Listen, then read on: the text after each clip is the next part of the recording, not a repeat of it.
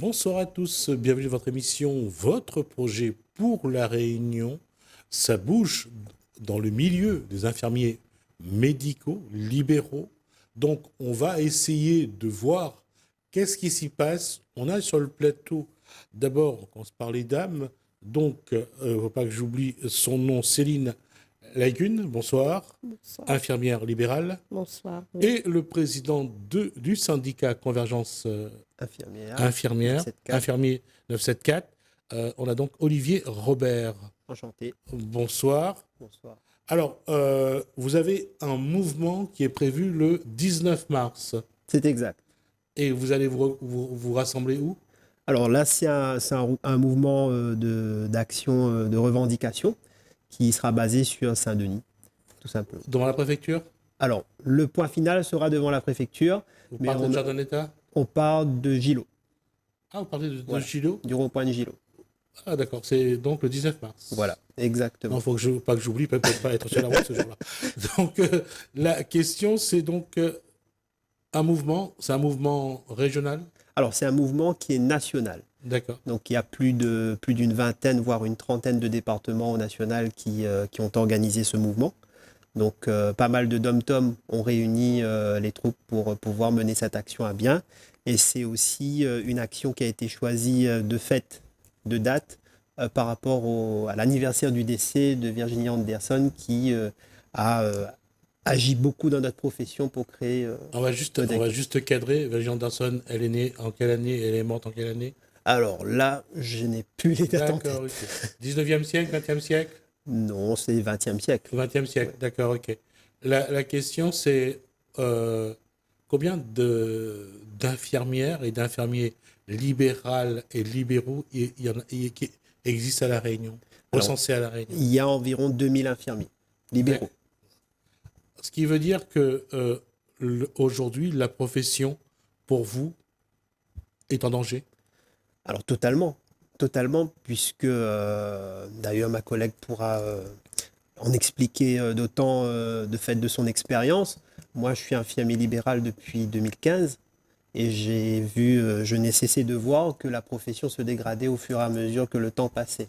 Donc j'ai aussi aujourd'hui le retour d'expérience de mes collègues qui ont plusieurs années d'expérience sur le terrain, qui me relatent aussi ces informations-là.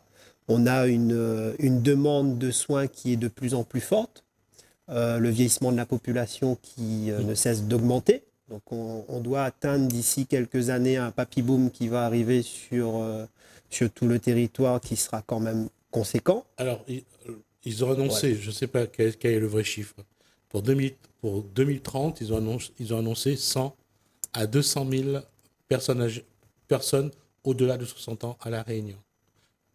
Le chiffre est... C'est plus ou moins ça, mais ça ne serait pas étonnant d'en avoir encore beaucoup plus, sans compter tous les autres patients, puisqu'il n'y a pas que les personnes âgées, mais essentiellement ça.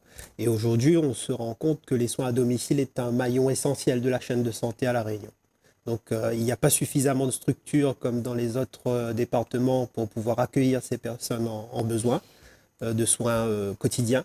Il y a aussi une tradition, c'est que Bien sûr. le Gramoun préfère rester Exactement. à sa case. Les Gramounes ici, on essaie de tout faire pour garder ce côté culturel à La Réunion où on soigne nos Gramounes chez nous. On essaie de les mettre dans le confort maximum. Aujourd'hui, le problème, c'est qu'on nous demande beaucoup plus de soins, avec beaucoup moins de moyens et beaucoup moins coûteux pour nous. Céline, ça fait combien de temps vous les... On est infirmière depuis 1999, libérale. Ça, en 25 ans, ça a beaucoup bougé? Il y a eu beaucoup de changements. Beaucoup de changements. Les patients ne sont pas les mêmes. Maintenant, les patients ils sont capables de vous dire si, quand ils ne sont pas contents, de partir, qu'ils n'en ont rien à faire, que si ce n'est pas nous, c'est quelqu'un d'autre qui viendra. Alors qu'avant, il y avait un respect. Maintenant, il n'y a plus de respect du personnel infirmier, il n'y a plus de respect de plein de choses. Donc voilà, de la part des patients et de la part des médecins aussi. Ah bon? Oui, il y a tout ça. Donc, et avant, ce n'était pas comme ça. Avant, quand moi j'ai commencé, il y avait quand même, on travaillait beaucoup plus en collaboration. Le médecin comptait sur l'infirmière comptait sur le médecin, le patient et tout. Donc, on travaillait en équipe. Tandis que maintenant, tout le monde s'en fiche un peu. C'est chacun pour soi. Et après, voilà. Ça se ressent dans les soins. Bon. Quelles sont les revendications de ce mouvement? Alors déjà, si je voulais parler d'une manière générale, puisque je ne suis pas le seul syndicat libéral à La Réunion, mais on est un nouveau syndicat qui s'est installé depuis janvier. Et ce syndicat-là prône aujourd'hui, d'une part, nos problématiques de terrain réelles, qui est souvent avec un gros décalage avec ce que l'administratif a de nous. Il est clair que celui qui est dans le bureau, il ne connaît pas le terrain, il ne sait pas ce qui se passe. C'est ça. Et c'est ça aujourd'hui qui pose problème, puisque nous avons, je vais vous donner quelques exemples rapides, puisqu'on n'a pas forcément énormément de temps à discuter de tout ça. Ça pourrait parler de tout et de rien. Mais aujourd'hui, par exemple, nos actes par rapport au coût de la vie n'ont jamais été revalorisés depuis 2009. Et vous voyez bien déjà qu'au niveau du SMIC horaire, par exemple, qui augmente chaque année, nous, nos tarifs n'ont jamais augmenté depuis 2009. Donc c'est énorme. Et aujourd'hui, un infirmier, malheureusement, il est obligé, s'il y a 10-15 ans de ça, faire 10 patients pour pouvoir s'en sortir. Aujourd'hui, il est obligé de faire 30. Donc il va avoir le même salaire. Mais à quel prix? Donc aujourd'hui, il y a cette corrélation à se dire la qualité de vie. Alors, et surtout la qualité de soins. Entre faire 10 patients dans la journée et en faire 30, on ne met pas le même... Pas du tout. Le même rythme, la même qualité aussi. La même qualité surtout, la même qualité de travail, la même qualité de soins. Et je vais faire la comparaison avec les aides à domicile, ces personnes qui accompagnent les personnes âgées chez eux. Je veux dire, quand ils en ont 5 ou 6 dans la journée... C'est déjà beaucoup. C'est énorme. C'est déjà beaucoup. Ouais. Donc, c'est pour ça que je disais que la qualité de soins est en train de se perdre. Et c'est le paradoxe, parce que ces personnes, généralement, ces gramounes sont seuls, sont isolés, et même quand vous passez en coup de vent. Effectivement. On essaie de rester le maximum de temps, mais de l'autre côté, il faut comprendre aussi que nous sommes des indépendants. Donc, nous sommes payés. Non, je ne critique pas. Mais je fais un constat. Bien sûr. Ouais. Non, mais c'est un constat qui est totalement vrai. Ouais. Puisque aujourd'hui, l'infirmier essaie de faire le maximum de soins pour pouvoir avoir un tarif horaire correct. Et c'est ce qui est dommageable, puisque la qualité de soins aujourd'hui diminue. Et ça se ressent au niveau des patients, au niveau des prises en charge, au niveau de l'humeur aussi des patients. Hein. Et c'est la même chose qui se passe à l'hôpital et dans les autres infrastructures de santé. Donc aujourd'hui, on entend partout, sur tous les réseaux ou même les médias, qu'il y a souvent des soucis de relationnel ou de prise en conscience vraiment de l'état de santé des patients.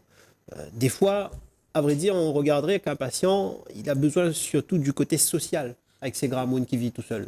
Justement, ce que j'allais dire, ils sont de plus en plus seuls. Les enfants viennent de moins en moins. Ils reçoivent l'aide à domicile de temps en temps, quand ils ont droit à 1 heure ou 2 heures par jour pour cuire leur manger, pour faire un peu le ménage. Leur état d'esprit est de plus en plus complexe. Quand vous arrivez, c'est pas toujours un accueil, le sourire aux lèvres, je suppose. Moi, de mon point de vue à moi, j'ai toujours eu des patients quand j'arrivais qui avaient le sourire. D'accord. Donc, peut-être que j'ai une autre façon de prendre les choses avec ces personnes-là. J'ai toujours grandi avec des personnes âgées. Donc, je connais un peu leurs faiblesses, je connais comment les prendre. Donc, il y a des jours, ils sont un peu de mauvaise humeur, donc je passe dessus. On parle d'autre chose. Mais c'est vrai que la plupart du temps, on ressent une grande tristesse. Il y a une chose qui vient qui est mise en expérimentation par l'État, qu'aujourd'hui, les infirmiers puissent faire des actes de décès. C'est un plus pour vous ou c'est quelque chose qui va pas être facile à gérer? Alors moi je dirais qu'il faut le voir autrement. C'est pas forcément un plus pour nous, puisque avant, je dirais, de nous rajouter des actes, ça serait bien de nous revaloriser sur ce qu'on fait déjà. Mais d'autre part, on répond quand même à un problème de santé publique qui est vraiment important pour La Réunion.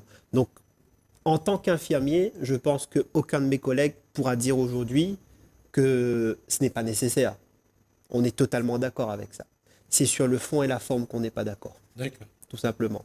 Puisque on l'a appris comme tout le monde dans les médias, alors que nous sommes acteurs de la profession. Et c'est ça qu'on trouve dommageable aujourd'hui. Que Vous n'avez pas été associé Non. à la prise de décision. Reste un autre élément, c'est que il y a le contexte humain de ces personnes qui comptent sur vous, qui ont besoin de vous et qui vous appellent parfois à n'importe quelle heure de la journée ou de la nuit, y compris le week-end. Est-ce que cet environnement-là, est-ce que ceux qui décident pour vous, à votre avis, est-ce qu'ils sont conscients? Est-ce qu'ils connaissent vraiment la réalité, La réalité. cette réalité-là? Alors, je pense qu'ils sont totalement à côté de la plaque. Puisque, je vous donne des horaires simples d'infirmier libéral. Hein, c'est de 4 heures généralement jusqu'à 19h, 20h le soir, avec une coupure entre midi et 2 où on est toujours interrompu par des appels. Mais je veux dire, c'est notre vocation, on va dire. Donc aujourd'hui, nous, on ne se plaint pas de ça. C'est un choix de vie qu'on a voulu faire. Donc tout le monde nous dira, fallait pas faire ce métier-là. Donc non, nous, on aime faire ce métier, soigner, prendre soin de l'autre. C'est ce serment qu'on a prêté lorsqu'on a passé notre diplôme. Mais aujourd'hui, vraiment, le souci, c'est de joindre les deux bouts qui posent problème. Et aujourd'hui, on ne peut pas mener à bien d'un côté une mission comme ça, sans pouvoir de l'autre côté s'en sortir. Je pose une question, vous avez des vacances dans l'année? Alors, Très peu. On peut les prendre, mais on n'a pas de congés payés. Oui. Donc, Voilà. il faut les Payer prendre. une mais- remplaçante. D'accord. Et ça, c'est pas, Non, c'est pas pas possible. non plus. On est considéré comme chef d'entreprise. Donc, si on peut prendre des vacances à n'importe quel moment, mais il faut déjà les organiser, puisqu'on a l'obligation de continuité de soins. Donc, on ne peut Ouais. pas abandonner nos patients. D'une part, et puis pour ceux qui ont des enfants, il faut aussi gérer les vacances scolaires. Il faut gérer tout ça. Exactement. Une chose qui reste, je veux dire, le côté humain que vous avez à gérer tous les jours. Est-ce que vous dites que, est-ce que les gens sont conscients dans quel cadre vivent certaines personnes âgées? Est-ce que de temps en temps, vous ne vous dites pas que le monde est devenu vraiment égoïste? Alors, aujourd'hui, c'est vrai qu'il faudrait... je pense que très peu se posent la question de qu'est-ce que les soins de santé à domicile seraient sans les infirmiers libéraux. Et Oui. ça serait une grosse catastrophe. D'autant pour les hôpitaux, pour les cliniques, que pour le soin à domicile. Parce que sans infirmier libéral, il n'y a pas de sortie d'hospitalisation, pas de soins à domicile, rien qui se fait à domicile. Les médecins prescrivent, mais c'est les infirmiers qui le font. Donc aujourd'hui, les infirmiers, comme je disais, est un maillon essentiel qu'il faut prendre soin. Et si demain, ce qui est en train de se passer, c'est que la profession est mise à mal depuis tant d'années, et on l'a vu pendant le Covid, que les infirmiers ont répondu présent. S'il n'y avait pas eu les infirmiers pour soigner les gens qui n'avaient pas de place à l'hôpital, il y aurait eu beaucoup plus de morts. Aujourd'hui, on tire la sonnette d'alarme parce que ça ne va plus.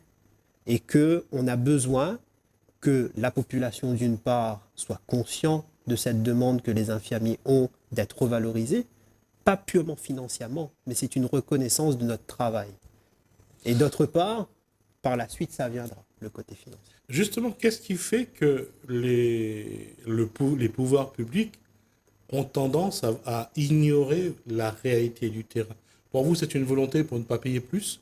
Ou bien parce que c'est plus facile de ne pas voir... Alors je pense qu'ils ont tout simplement pas pris conscience en fait du vieillissement de la population. Ils ont eu le baby boom, donc beaucoup de travailleurs, beaucoup de gens pour financer la caisse de sécurité sociale. Mais Ça, il faut remonter aux années Voilà. 80-90. Hein. Mais aujourd'hui, la tendance a changé. Donc aujourd'hui, on a moins de cotisants et donc automatiquement moins de finances pour payer les soins de santé. La France est l'un des seuls pays qui, je crois, a encore les soins de santé qui sont à 100% gratuits. Il faut bien sûr en prendre soin parce que ça n'existe pas partout. Mais d'autre part, je pense qu'aujourd'hui, il y a vraiment un état de conscience qu'il faut avoir et que l'État n'a pas encore pris en compte. Alors, le 19 mars, à Gilo, quels vont être les revendications que vous mettrez sur vos banderoles, sur les panneaux? Alors déjà, comme je l'ai dit, une revalorisation complète de nos actes, puisque, comme je vous disais, depuis 2009, on n'a jamais été revalorisé. Il faut savoir que pour un déplacement chez un patient, quand on nous appelle, c'est 2,50 € et à l'heure actuelle 2,75 € depuis janvier 2024 brut, ce qui correspond à 1,30 € net. C'est même pas le prix du litre d'essence. Il faut s'en rendre compte comme ça, en fait. Quand on part chez des patients, on agit sur ordonnance, c'est pas à la demande. Et aujourd'hui, nous, ce qu'on demande aussi, c'est une reconnaissance de notre pénibilité de travail. On a de plus en plus de patients qui sont grabataires, qui sont obèses, qui sont handicapés. Donc, les infirmiers libéraux ont une espérance de vie qui est beaucoup moindre que la normale, mais tout ça, ce n'est pas reconnu. Donc, on terminera à 67 ans notre retraite comme tout le monde. Sauf qu'à 67 ans, je me vois très mal aller laver quelqu'un. Et pas seulement, je veux dire, quand on dit parfois à 67 ans, quand on arrive tellement fatigué, on arrive tellement décati que... On n'en peut plus. La Et retraite, le truc, c'est qu'il y a un changement du système de santé et la population est changeante. Donc aujourd'hui, on passe vraiment un cap et je pense que c'est maintenant qu'il faut agir. Et c'est pour ça que je le dis à chaque fois, qu'aujourd'hui, l'unité de la profession doit primer. Les infirmiers libéraux ont toujours été dispersés, chacun de son côté. C'est une concurrence... Voilà.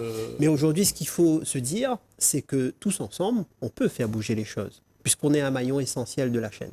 Mais si par contre, chacun crie dans son coin et reste dans son coin... Céline Laïcune, où vous verrez